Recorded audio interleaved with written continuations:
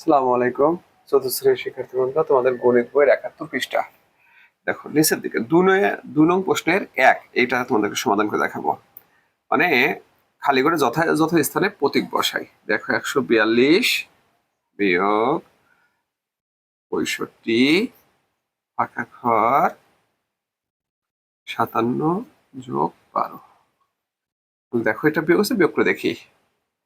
৬ কত হলে ১২ হবে? ৭ হলে, হাতে ১, ৭ সাথে যোগ দেবে ৭ হলে। ওকে, আর এখানে কত হয় আমাদের?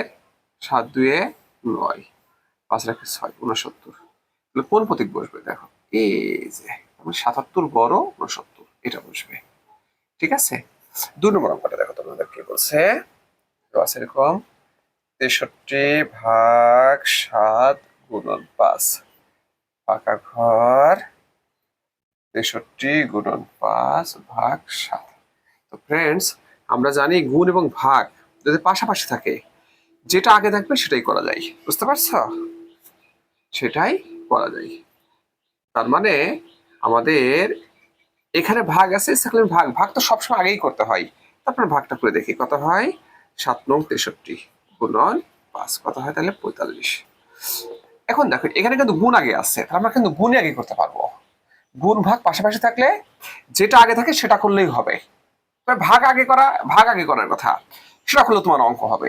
তবে তুমি যদি মন চায় গুণ আগে করবা পরে ভাগ করো, তাও সমস্যা নেই।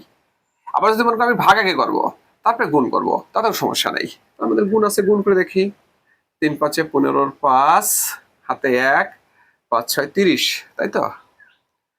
তোমার কি আছে তারপরে? ৫ ৭ ৩০ রাখে ৩১, ভাগ ৫৭ ভাগ করে দেখি কত হয়। ৪ ৭ ২৮, ২৮ ২৯ ৩০ ৩১, তারপরে ৫ ৭ ৩৫। দেখো ৪৫ ৪৫ উত্তর হয়েছে। তাহলে এখানে কি হবে? এখানে হবে সমান। তো ফ্রেন্ডস, তোমাদেরকে অসংখ্য ধন্যবাদ এই ক্লাসে অংশগ্রহণ করার জন্য।